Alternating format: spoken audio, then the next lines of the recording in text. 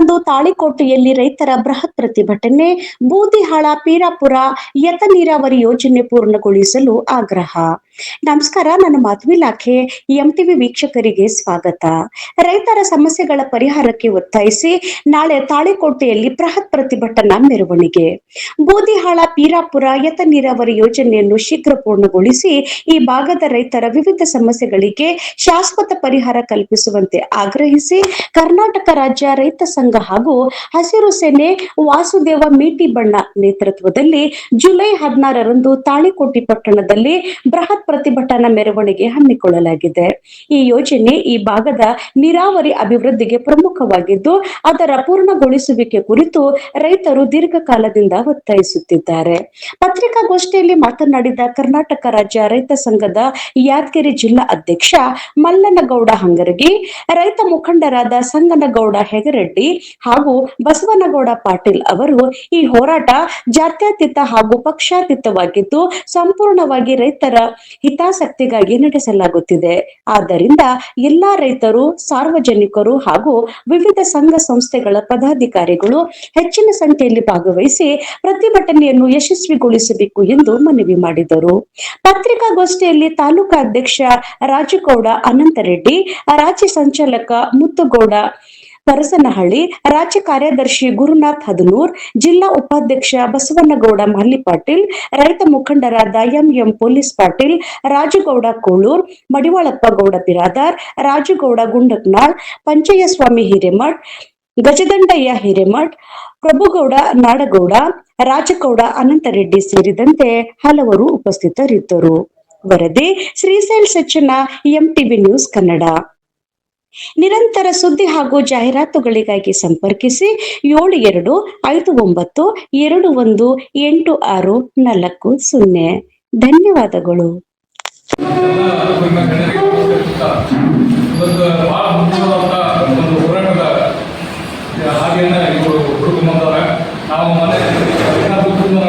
ಚರ್ಚೆ ಮಾಡ್ತೀವಿ. ಇಲ್ಲ ರೈತ ಸಂಘದವರು ಯಾವ ಕನಿಷ್ಠ ಹೋರಾಟ ಮಾಡೋ ಅಂತೇಳಿ ವಿಚಾರ ಮಾಡಿದ್ವಿ. ಅದು ಅವರಾಗಿ ಹುಡುಕೊಂಡ ನಮ್ಮ ಭಾಳ ಸೋತಿದ್ವಿ. ಯಾಕೆ ಮುಖ್ಯವಾಗಿ ಬಿಜಾಪುರ ಬುದಿಯಾಳ ಏನಾರ ಅವ್ರಿಗೆ ಮುಖ್ಯ ಅಂತಂತ ಈಗ ನಮ್ಮ ಬಿಜಾಪುರ ಮೇನ್ ಕೆನಲ್ ಅಂತ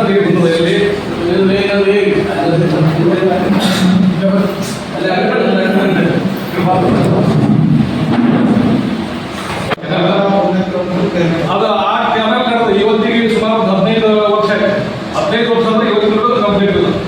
ಎಲ್ಲ ಕಾಂಟ್ರಾಕ್ಟರ್ಗಳು ಅರ್ಧಂಬರ್ಧ ಕೆಲಸ ಮಾಡೋದು.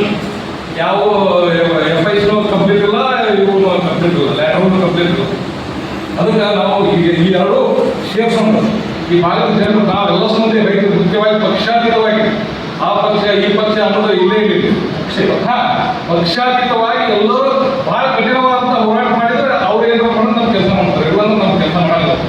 ಅದಕ್ಕೆ ದಯವಿಟ್ಟು ಊರಿನ ಎಲ್ಲ ಮುಖಂಡರು ನಾವು ಈ ಸಭೆ ಸೇರೋದ್ರಿಂದ ಒಂದು 2 ದಿವಸ ಸರ್ವಂದೂರಿಗೆ ಹೋಗಿ ಮೀಟಿಂಗ್ ಮಾಡಿದ್ರ ಬಗ್ಗೆ ಅವೇರ್ನೆಸ್ ಮಾಡಿ ಹೋರಾಟದ ಅಂದ್ರೆ ಗಂಭೀರ ಹೋರಾಟ ಮಾಡಬೇಕು. ಸರ್ವ ಹೋಗ್ತೀವಿ ಹೋರಾಟ ಅವಾಗ ಮಾತ್ರ ಮಾತು ಕೇಳ್ತಾರೆ. ಈಗ 6ನೇ ತಾರೀಕಿಗೆ ನಾವು ಮುಂದೆ ಅಧಿವೇಶನ ಕರಿತಾರೆ. ನಮ್ಮ ಈಗ ಮುಂದಿನ 6ನೇ ತಾರೀಕಿನಿಂದ 2ನೇ ತಾರೀಕಿನ 6ನೇ ತಾರೀಕು ಕರೀತಾರೆ.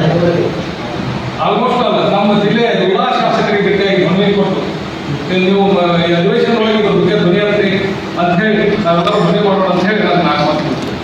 ಹಿಂದೆ ನಮ್ಮ ದೇವಸ್ಥಾನ ಶಾಸಕರಾದ AS ಪಾಟೀಲ್ ಮರಾಡಿಯವರು ಫಸ್ಟ್ಗೆ ಈ ಹೋರಾಟವನ್ನು ಮುಂಚೂಣಿ ತಗೊಂಡು ಅವ್ರು ತಗೊಂಡು ಸಾಕಷ್ಟು ಅವರು ಯಾತ್ರೆಗಳು, ದಂಡಯಾತ್ರೆಗಳು ಅದು ಇದೆಲ್ಲ ಮಾಡಿ ಒಂದು ಹಂತಕ್ಕೆ ಹೋರಾಟ ಬಂತು. ಅವಾಗ ಜಿಲ್ಲಾ ಉಸ್ತುವಾರಿ ಮಂತ್ರಿ ಆಗಿದ್ದವರು MB ಪಾಟೀಲ್ ಸಾಹೇಬ್ ಈಗಲೂ ಅವರು ಜಿಲ್ಲಾ ಉಸ್ತುವಾರಿ ಮಂತ್ರಿ ಇದ್ದಾರೆ. ಅವ್ರು ಏನು ಮಾಡಿದ್ರು, ಈಗ ನಮ್ಮ 4 TMC ನೀರು ಹೊರಟ ಆಗಿದ್ರು ಅವರಿಗೆ. ಅವರು ಅದ್ರಾಗ 2 TMC ನೀರು ಕಟಪ್ ಮಾಡಿಕೊಂಡು ಇದು ಬೈದರು. ಎಲ್ಲಿ ಬಬಲೇಶ್ವರ ತುರ್ಜಿ ಬಬಲೇಶ್ವರ ಇರ್ತಾರೆ ಅವ್ರಿಗೆ. ಅವಾಗ ಎಷ್ಟು ಮಟ್ಟಿಗೆ ಪ್ರಶ್ನೆ ಮಾಡಿದ್ರು, ನೀರು ಡ್ಯಾಮ್ನಿಂದ ಕೆಳಗೆ ಇರ್ತದೋ ಏನು ಮ್ಯಾಲೆ ಇರ್ತದೋ ಅಂತ. ಅವಾಗಲಿಂದ ನಾವು ಹೋರಾಟ ಮಾಡ್ಕೊಂಡು ಬಂದಿದ್ದೀವಿ. ಅವಾಗಲಿಂದ ನಾವು ಮಲ್ತಾಯಿ ಧೋರಣೆ ಮಾಡ್ಕೊಂಡು ಬಂದರು. ಕಾಂಗ್ರೆಸ್ ಸರ್ಕಾರ ಯಾವಾಗ ಬಂದದ ಮಲ್ತಾಯಿ ಧೋರಣೆ ಮಾಡ್ಕೊಂಡು ಬಂದಾರ. ಮುಂದೆ BJP ಸರ್ಕಾರ ಇದ್ದಾಗ ಈ ಏನು ನಾವು ಈ ಹೋರಾಟ ಮಾಡಿ ಸೋಮಗೌಡ ಪಾಟೀಲ್ರು ಹಣ ಬಿಡುಗಡೆ ಮಾಡಿಸೋ ಮುಂದೆ ಇವತ್ತೆಲ್ಲ ಈ ಕಾಮಗಾರಿ ಆಗಿದೆ. ಇದೇನು ಬಾಕಿ ಕಾಮಗಾರಿ ಅಂತಂದ್ರೆ FIC ಮಾಡೋದು. ಅದು ಈಗ ನಾವು ಕೇಳಿದಾಗ ಈಗ ನಮಗೆ ಬಂದ ಮಾಹಿತಿ ಪ್ರಕಾರ FIC ಸುಧಾ ಪೈಪ್ಲೈನ್ ಮಾಡ್ತಾರೆ ಅಂತ ಹೇಳಿದ್ರೆ ಪ್ರತಿಯೊಬ್ಬರು ಹೋದ್ರೆ ಒಯ್ದು ಬಿಡೋದು ಎಪ್ಪೈತಿ ಹಂಗೆ ಬಿಟ್ರಂದ್ರೆ ಯಾವುದು ನೀರು ಬರಂಗಿಲ್ಲ. ಹಿಂದೆ ನಾವು ಇಲ್ಲಿ ಹುಂಗುಂದಲ್ಲಿ ನೋಡಿರಿ ನೀವೆಲ್ಲ ಹುಂಗುಂದಲ್ಲಿ ಮಾಡಿದಾಗ ಎಲ್ಲ ಪ್ರಾಜೆಕ್ಟ್ ಫೇಲ್ ಆಗೋದು. ಅದಕ್ಕೆ ನಮ್ಮ ಹೋರಾಟ ಮುಖ್ಯ ಉದ್ದೇಶ ಏನಂದ್ರೆ ಈ ಕೆನಲ್ನ ಈಗೇನು FIC ಪೈಪ್ಲೈನ್ ಮಾಡ್ತಾರ ಅದು ಮಾಡಬಾರ್ದು, ಓಪನ್ FIC ಮಾಡಿಕೊಡ್ಬೇಕು. ಇದು ಮೊದಲು ಫಸ್ಟ್ ಮುಖ್ಯ ಆದ್ಯತೆ. ಆಮೇಲೆ ಇನ್ನೊಂದು ಹೇಳಿದ್ಮೇಲೆ ಬಿಜಾಪುರ ಬ್ಯಾಂಕ್ ಏನಾಗುತ್ತೆ ಅಲ್ಲಿಂದ ನಮಗೆ ಬಬಲೇಶ್ವರದಿಂದ ಬರ್ತದೆ. ಈಗ ನಮ್ಮ ಮಣ್ಣೂರ್ಗೆ 193 ಕಿಲೋಮೀಟರ್ ಸುಮಾರು 33 ಹಳ್ಳಿಗೆ ಬೆಳಪಡ್ತಕ್ಕಂಥ ಈ ಯೋಜನೆ ತಾಳಿಕೋಟೆ ತಾಲೂಕು ಮತ್ತು ಜೋರಿಪುರಿ ತಾಲೂಕಿನ 50,000 ಎಕರೆ ವ್ಯಾಪ್ತಿಗೊಳಪಡ್ತದೆ ಯೋಜನೆ. ಮತ್ತು ಹುಣಸಗಿ ಮತ್ತು ಸುರಪುರ ತಾಲೂಕಿನಲ್ಲಿ 17,500 ಹೆಕ್ಟರ್ ಅಂದರೆ 43,997 ಹೆಕ್ಟರ್ ಸುರಪುರ ಮತ್ತು ಹುಣಸಗಿ ತಾಲೂಕು ಮತ್ತು ತಾಳಿಕೋಟೆ ತಾಲೂಕು ಮತ್ತು ಜೋರಿಪುರಿ ತಾಲೂಕಿನಲ್ಲಿ 20,243 ಹೆಕ್ಟರ್ಗೆ ಈ ಯೋಜನೆ ಒಳಪಡ್ತದೆ. ಅದನ್ನು ಆದಷ್ಟು ಜನರು ಸುಮಾರು 60 ಹಳ್ಳಿಗಳಿಗೆ ಯೋಜನೆ ಅದ. ಅದು ಸರ್ಕಾರ ಅತಿ ಶೀಘ್ರದಲ್ಲೇ ಆ ಕಾಮಗಾರಿಯನ್ನು ಪೂರ್ಣಗೊಳಿಸಿ ರೈತರ ನೀರು ಕೊಡಬೇಕಂತ ಉದ್ದೇಶದಿಂದ ಈ ಹೋರಾಟವನ್ನು ಹಮ್ಮಿಕೊಂಡಿದ್ದೇವೆ. ತಾವೆಲ್ಲರೂ ಪತ್ರಕರ್ತ ಮಿತ್ರರು ಈ ಹೋರಾಟಕ್ಕೆ ಸಹಕಾರ ನೀಡಿ ಸರ್ಕಾರ ಮಟ್ಟದಲ್ಲಿ ನಾವು ನೀವು ಕೂಡಿ ಸರ್ಕಾರವನ್ನು ಬಿಸಿ ಮುಡಿಸ್ತಕ್ಕಂಥ ಕೆಲಸ ಮಾಡೋಣ ಉಚ್ಚಾರ ರಾಜ್ಯ ಸರ್ಕಾರ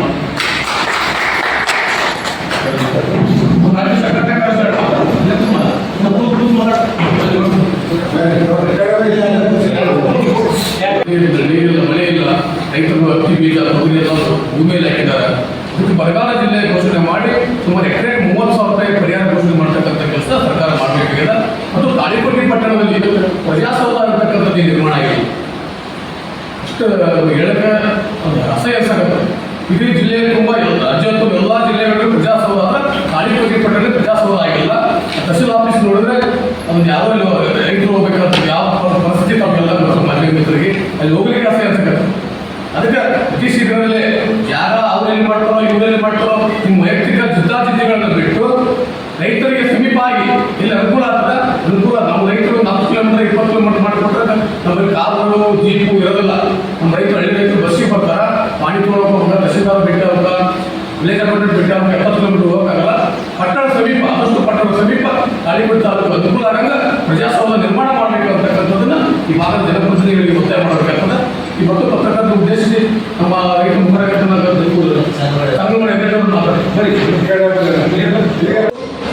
ಈ ಜಿಲ್ಲೆಯ ಉಸ್ತುವಾರಿ ಸಚಿವರನ್ನ, ಈ ರಾಜ್ಯದ ನೀರಾವರಿ MD ಅವರನ್ನ ಮತ್ತು ರಾಜ್ಯದ ಜಲಸಂಪನ್ಮೂಲ ಸಚಿವರನ್ನ ಮತ್ತು ರಾಜ್ಯದ ಮುಖ್ಯಮಂತ್ರಿಗಳನ್ನ ಒಂದು ಒತ್ತಾಯ ಮಾಡ್ತೀವಿ. ಆದಷ್ಟು ಬೇಗನೆ ನೀರಾವರಿಯನ್ನು ಪೂರ್ಣಗೊಳಿಸಿ ಇವಾಗ ಈ ಭಾಗದ ಈ ಯೋಜನೆಯನ್ನು ಪೂರ್ಣಗೊಳಿಸಿ ಆದಷ್ಟು ಜಲ್ದಿ ನಮ್ಮ ರೈತರು ನೀರು ಕೊಡಬೇಕು ಅಂತಕ್ಕಂಥ ಆಗ್ರಹ ಮಾಡಬೇಕು.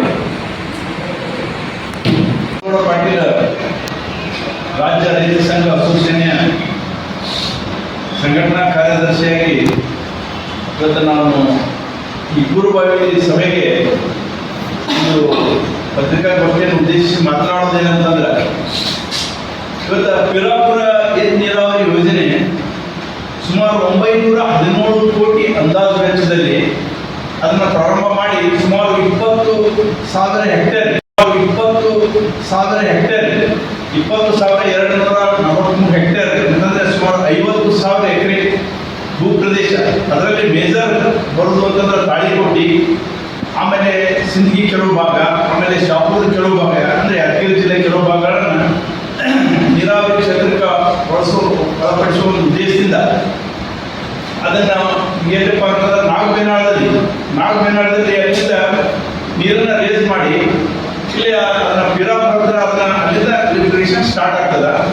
ಆದರೆ ನಾವು ಇನ್ನೊಂದು ನಾನು ಮಾತಾಡೋದೇನಂತಂದ್ರೆ ಸುಮಾರು ದೊಡ್ಡ 9 ಲಿಫ್ಟ್ ಇರಿಗೇಷನ್ಗಳು ಬರ್ತಾವೆ ನಮ್ಮ ಮಾರ್ಪಟ್ಟಿ ಡ್ಯಾಮ್ನಲ್ಲಿ. ನಾವು ಕಂಪ್ಲೀಟ್ ನಮ್ಮ ಒಂದು ತಾಲೂಕು ಮತ್ತು ನಮ್ಮ ಒಂದು ಜಿಲ್ಲೆ ಬಿಜಾಪುರ ಜಿಲ್ಲೆ ಪ್ರತಿ ವರ್ಷನೂ ಬರಗಾಲದಲ್ಲೇ ಇದು ನಾವು ರೈತರು ಅನುಭವಿಸ್ತಾ ಇದ್ದಾರೆ. ಅದು ಹೇಳ್ಬೇಕಂದ್ರೆ 1835 ಈ ಬ್ರಿಟಿಷ್ ಸರ್ಕಾರ ಇದ್ದಾಗ ಒಬ್ಬ ಬ್ರಿಟಿಷ್ ಅಧಿಕಾರಿನೇ ಹೇಳಿದಾನ, ಈ ಬಿಜಾಪುರ ಜಿಲ್ಲೆ, ಗುಲ್ಬರ್ಗ ಮತ್ತು ರಾಯಚೂರು ಜಿಲ್ಲೆಗಳು ಬರಗಾಲ ಪೀಡಿತ ಪ್ರದೇಶಗಳು. ಇವಕ್ಕೆ ಏನಾದರೂ ನೀವು ಸಾಕಷ್ಟು ಪ್ರಮಾಣದಲ್ಲಿ ಅವರಿಗೆ ನೀರಾವರಿ ಸೌಲಭ್ಯಗಳನ್ನು ಒದಗಿಸಿದ್ರೆ ಅವರು ಬಂಗಾರದ ನಾಡಾಗ್ತದೆ. ಇದು ಯಾವಾಗ ಹೇಳಿದಾರೆ ಅಂದ್ರೆ 1835 ಹೇಳಿದಾನೆ.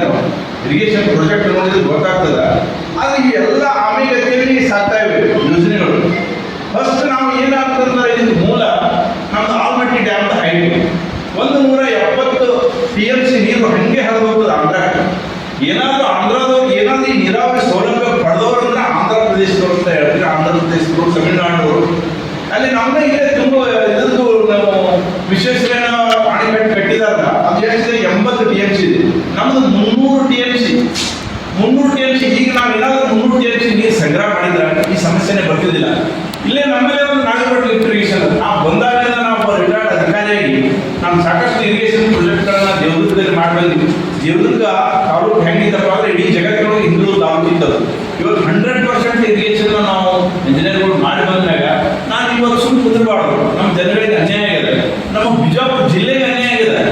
ಬಿಜಾಪುರ ಜಿಲ್ಲೆ ಪ್ರತಿ ವರ್ಷ ಗೌಡ್ರು ಹೇಳಿದ್ರು, ML ಪಾಟೀಲ್ ಗೌಡ್ರು ಹೇಳಿದ್ರು, ಎಲ್ಲ ಬೆಳೆ ಹೊಡೆಯಬೇಕು ಅಂತ ಹೇಳಿದ್ರು. ನಾವು ನೀರು ಇದ್ರೂ ನಮ್ಮ ಈಗ ಏನಪ್ಪ ಅಂತಂದ್ರೆ ಇಲ್ಲಿ ಆರಿಸಿ ಬಂದಿರ್ತಕ್ಕಂಥ 84 ಉತ್ತರ ಕರ್ನಾಟಕದ MLA ಏನ್ ಮಾಡ್ತಾ ಇದ್ದಾರೆ, ನಾವು ಯಾರು ಕೇಳ್ತಾ ಇಲ್ಲ. ಅವ್ರಿಗೆ 84 ಜನ MLAಗಳು ಅವ್ರು 5 ಸಾವಿರ ಕಾರ್ಗಳು ಬೇಕು, ಅವ್ರು ಮತ್ತೆ ಮಿನಿಸ್ಟರ್ ಆಗಬೇಕು, ಅವ್ರು MLA ಆಗಬೇಕು, ಮಿನಿಸ್ಟರ್ ಆಗಬೇಕು, ಮಿನಿಸ್ಟರ್ ಆಗ ಮತ್ತೆ ಮುಖ್ಯಮಂತ್ರಿ ಆಗಬೇಕು. ರೈತರಿಂದನೇ ಆರಿಸಿ ಬರ್ತಾರೆ ಇವರು, ರೈತರಿಂದನೇ ಎಲ್ಲ ಮಾಡ್ಕೊಂಡು ಈ ತರ ಆದ್ರೆ ಈ ಬಿರಾಪುರ ಯೋಜನೆ ನಾವು ಇವತ್ತು ಸರಿಯಾಗಿ ಪ್ರಾಜೆಕ್ಟ್ಗಳನ್ನು ಕಂಪ್ಲೀಟ್ ಮಾಡಿದ್ರೆ ಈಗ ಹೋರಾಟ ಮಾಡೋ ಅವಶ್ಯಕತೆ ಇದ್ದಿಲ್ಲ.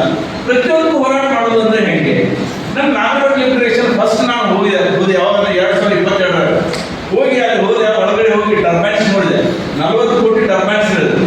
ಅಲ್ಲಿ ಮಿಸ್ತ್ರಿ ಹೇಳಿದೆ, ನೋಡ್ರ ಸಾಹೇಬ್ರೆ ನೀವು ಒಬ್ಬರೇ ನೋಡಿ ಬಂದೋರಿದ್ದು ನಾನು ಬಟನ್ ನೋಡಿಯಪ್ಪ ನೋಡೋಣ, ದೊಡ್ಡ ದೊಡ್ಡ ಹಿಂದಿಂತ ದೊಡ್ಡ 4 ಟರ್ಬೈನ್ಸ್ ಬಟನ್ ನೋಡ್ಕೊಂಡು ನೀರು ಸ್ಟಾರ್ಟ್ ಆಯ್ತು.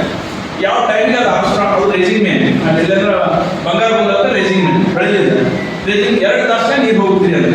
ಆಮೇಲೆ ಅಲ್ಲಿ ಬಂದು ಆರ್ಸ್ಟ್ರಾಂಗ್ ಅಂತ ನಾನು ಬಂದು ನೋಡ್ತೀನಿ, ಅಲ್ಲೆಲ್ಲ ಜಾಗಗಳು ಚೆನ್ನಾಗಿ ಮುಗಿಸೋಗ್ಯಾವ. ಇನ್ನು 10 ವರ್ಷ ಆಗ್ಯಾವ ಪ್ರಾಜೆಕ್ಟ್ಗಳು. ಇದು 10 ವರ್ಷದ ಪ್ರಾಜೆಕ್ಟ್. 917 ಕೋಟಿ ಬಡ್ಡಿ ಲೆಕ್ಕ ಹಾಕಿದ್ರೆ ಎಷ್ಟು ಆಗ್ತದೆ? ಮತ್ತೆ ಈ ಪ್ರಾಜೆಕ್ಟ್ಗಳಿಗೆ ದುಡ್ಡನ್ನೇ ಕೊಡ್ತಾ ಇಲ್ಲ ಸರ್ಕಾರ. ಬೇರೆ ಬೇರೆ ವಿಷಯ ನೋಡ್ರಿ, ಅಲ್ಲಿ ಟೌನ್ಶಿಪ್ ಮಾಡ್ತೀನಿ, ಅದು ಮಾಡ್ತೀನಿ. DK ಶಿವಕುಮಾರ್ ಅವರೇ ರಿಲೀಸ್ ಮಾಡಿದ್ರು. ಅವರು ಏನಪ್ಪಾ ಅಂದ್ರೆ ಮುಖ್ಯಮಂತ್ರಿ ಇದ್ದಾಗ ನಾವು ಹೋರಾಟ ಮಾಡಿದ್ವಿ ರೈತ ಹಸಿರು ಸೇನೆ ಬೆಳಗಾವಿದವರು. ನಾನು ಏಪ್ರಿಲ್ ಒಳಗೆ ನೀರು ಕೊಡ್ತೀನಿ ಅಂತ ಹೇಳಿ ಬಿರಾಪುರ ಬಂದು ನಮ್ಮ Nagapattana irrigation April, March, June, July ಹೋದ್ರು. ಅವ್ರು ಮುಖ್ಯಮಂತ್ರಿ ಆಗೋದ್ರಾಗ ಹೋದ್ರು, ಮುಖ್ಯಮಂತ್ರಿ ಆದ್ರು. ಮನೆ ಬೆಳಗಾವ ನೀರು ಮಳೆ ಬಿಡ್ತಾ ಇದೆ. ಅಲ್ಲಿ ಬಂದಾರ 3 ದಿವಸ ಇಲ್ಲಿ ಬರಕ್ಕೆ ಏನಾಗಿದೆ ನಮ್ಮ ಬಿಜಾಪುರ ಜಿಲ್ಲೆ ಎಲ್ಲಿ ಜಲದ ಸಮಸ್ಯೆಗಳಲ್ಲ, ಯಾಕೆ ಬರುವುದಿಲ್ಲ ಇದು? ಯಾಕೆ ಮಂತ್ರಿಗಳು ಶಾಸಕರು ಅದರ ಉತ್ತರ ಕರ್ನಾಟಕಕ್ಕೆ ಎಷ್ಟು ನಿರ್ಲಕ್ಷ್ಯ ಅದ? ಆದ್ರಿಂದ ನಾವು ಏನಾದ್ರು ಇನ್ನೂ ನಾವು ಸುಮ್ಮನೆ ಹೋರಾಟ ಮಾಡಿಲ್ಲ ಅಂತಂದ್ರೆ ನಮ್ಮ ಪ್ರಾಜೆಕ್ಟ್ಗಳು ಹಿಂಗೆ ಇದೇನ 917 ಕೋಟಿ ಇದ್ದು ಮತ್ತೆ ಏನಪ್ಪ 1,000-2,000 ಕೋಟಿ ಆಗ್ತದೆ. ಮತ್ತೇನಪ್ಪ ಲ್ಯಾಂಡ್ ಕಾಂಪನ್ಸೇಷನ್ ಕೊಡುದಿಲ್ಲ, ಲ್ಯಾಂಡ್ ಅಕ್ವಿಷನ್ ಆಫೀಸರ್ ಸಿಗುದಿಲ್ಲ. ಮೊನ್ನೆ ನಾಗಪುರದವರು ಒಂದು ಮೀಟಿಂಗ್ ಆದಾಗ MLA ಅವ್ರ ಮಕ್ಕಳು ಕೂತಿದ್ರು. ನಾನು ಹೇಳಿದೆ ಲ್ಯಾಂಡ್ ಅಕ್ವಿಷನ್ ಆಫೀಸರ್ ಅಂತ ಅವ್ರು ಕೇಳಿದೆ. ಯಾರು ರೈತರು ಹೋದಾಗ ಯಾರು ಕೇಳೋದು, ಆ ಮಕ್ಕಳು ಹೋದಾಗ ನಿಮ್ದು ಏನು ಸಮಸ್ಯೆ ಆಗ ಒಂದು ಬುಕ್ ಇಟ್ಟು ಯಾವ ಬಂದಿರ್ತ ನಾವು ಬರ್ಕೋಬೇಕು, ಅವ್ನಿಗೆ ಸರಿ ನಂಬರ್ ಏನು ಕೊಡೋದು ಆಗಲ್ಲ. ಅವ್ರಿಲ್ಲ ಇವರಿಲ್ಲ ಅಂತ ಹೇಳೋದು, ಆಫೀಸರ್ ಇಲ್ಲ. ಹೀಗಾಗಿ ನಮ್ಮ ಒಂದು ಮುಜೇಬಿಳ ತಾಲೂಕು, ಎಸ್ಪೆಷಲಿ ನಮ್ಮ ಬಿಜಾಪುರ ಜಿಲ್ಲೆ, ಇದು 2ನೇ ಪಂಜಾಬ್. ಬಿಜಾಪುರ 5 ಹೇಳ್ತಾರೆ, ಎಲ್ಲ ಮಂತ್ರಿಗಳು ಹೇಳ್ತಾರೆ ಇದು 5 ಪಂಚನದಿಗಳನ್ನ ಹಾಗೆ ಹೀಗೆ ಎಲ್ಲ ಭಾಷಣ ಮಾಡ್ತಾರೆ. ಒಬ್ರು ಮಾಡಲ್ಲ. ₹6 ಒಂದು ಟೈಮ್ ಇರ್ತಾರೆ, ₹6 ಒಂದು ಟೈಮ್ ಇರ್ತಾರೆ.